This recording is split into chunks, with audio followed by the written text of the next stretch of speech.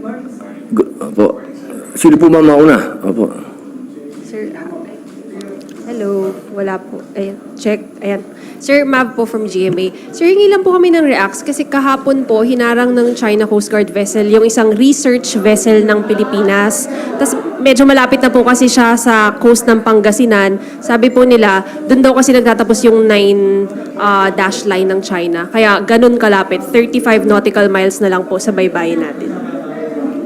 Sorry ma'am, hindi ko masyado madinig. Opo, hinarang po yung research vessel Ng Pilipinas. Ano po to? Ano, BIFAD? Ano po? Namria, BIFAR? sir. BIFAR? Namria po. Namria. Okay. Opo, Okay. hinarang po sila. Nagsusukat nung nagsusukat nung po. baseline. Yes, sir. Kaya lang, sir, 35 nautical miles na lang po galing sa baybay ng Pangasinan. So, Ilan? 35. So, Okay. sobrang lapit na po niya, sir. And doon daw po kasi nagtatapos yung 9 dash line ng China. So, medyo palapit na po sila ng palapit yung mga hinaharang. Your reaction lang, sir. Well, kasi kung wala pa naman sila sa sovereignty natin, meron pang freedom of navigation yan. Pwede pa talaga silang dumaan doon. Ang tanong lang doon, ano bang ginagawa nila doon? Hinarang nila yung ating research vessel. Yes, sir. Malabo yun, ha? Anong ginawa nung ating research vessel?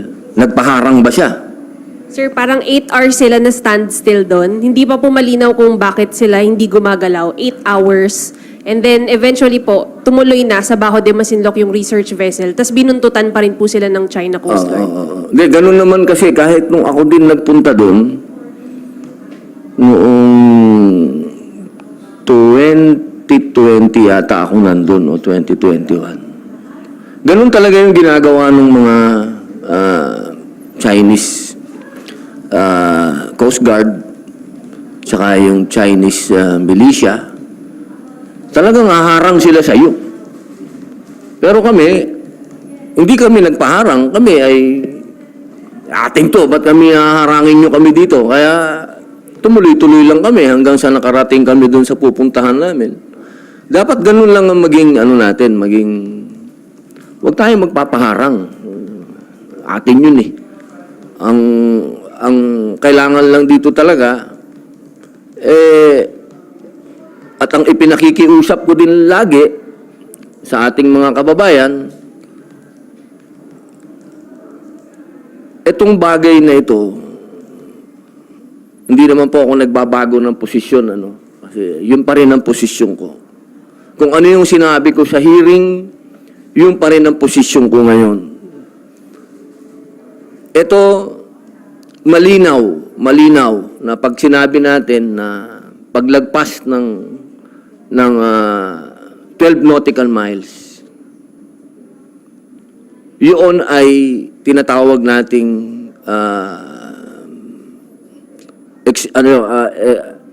economic zone natin. So, sovereign rights. Okay? Kailangan malinaw po ito lagi, mga mahal kong kababayan. Pagka sinabi pong sovereign rights, uulitin ko lang po kung ano yung sinabi ko sa hearing. Okay? Pag sinabing sovereign rights, may karapatan po tayo doon sa mga nasa ilalim ng tubig na yon. Pwedeng isda, pwedeng gas, pwedeng oil. Economic zone natin yon. Exclusive economic zone. Pero hindi po yun sovereignty. Hindi pa po tayo ini-invade. Wala po yun na tayo ay sinasakop na. Kasi wala pa naman po sila doon sa 12 nautical miles. Ngayon, kapag ganyan po, ang sinasabi natin na sovereign rights, economic zone, ibig sabihin, open tayo for business. Kasi economic nga yan, economic zone. Pwede tayong magkaroon ng kalakal dyan. Kaya't anuman ang nagaganap dyan, una, hindi naman tayo pwedeng magpaapi dyan. Lagi kong sinasabi, lalong-lalo na dyan sa BRP Sierra Madre, kapag nagkakaroon ng pagdadala ng supply, binobomba sila ng tubig, Ilang beses ko nang sinabi, ba't hindi tayo mambomba din ng tubig? Bakit ba lagi na lang, tayo na lang lagi ang mukhang aping-api doon? Ba't wala ba tayong pambomba ng tubig para makaganti man lang din tayo? Itong mga bagay na ganito, kailangan ng mga malalamig ang ulo dito. Hindi po pwede ito na sumasabay tayo sa kaguluhan sa buong daigdig. Na nagkakaroon ng kaguluhan sa Middle East, nagkakaroon ng kaguluhan sa East Europe, tayo din, gusto natin dito may gulo din tayo. Hindi naman po kailangan mangyari yon. Sapagkat sa ngayon, easy yan, ibig sabihin, yan ay economic area yan, pwede tayong magnegosyo dyan, magtulungan tayo dyan, ilan ang kapitbahay natin dyan, ilan ang may claim dyan, ilan ang bansa na nagsasabing pagmamay-ari nila yan, ba't hindi tayo magkaroon ng pag-uusap at umpisahan natin magnegosyo dyan, mag-business dyan. Huwag tayo sana, huwag ito lumaki. Huwag ito pag-umpisahan ng pagka nanood kayo ng international news, 3 lagi ang lugar na pwedeng pag-umpisahan daw ng gera. Sasabihin dyan, Middle East, Europe, at kasama na tayo, Pilipinas. Ang pakiusap ko lang po, mga mahal kong kababayan, anuman ang hinaharap natin, kailangan po tayong maging handa. At kailangan nasa likod tayo ng gobyerno. Kasi yung mga sinasabi namin dito, opinion lang namin ito.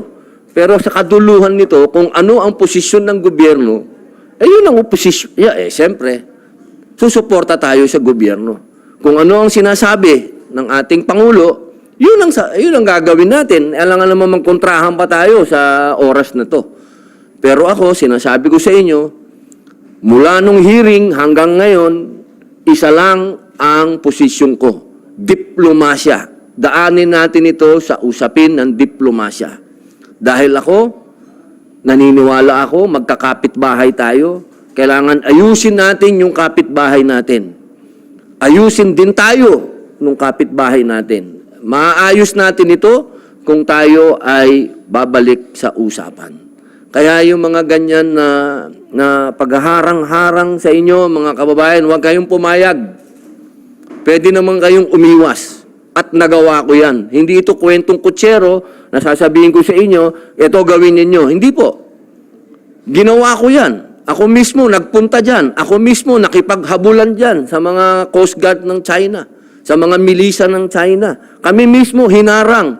Pero kami, hindi kami nagpaharang. Hindi rin kami nagpabomba ng tubig. Talagang magaling lang yung kapitan namin.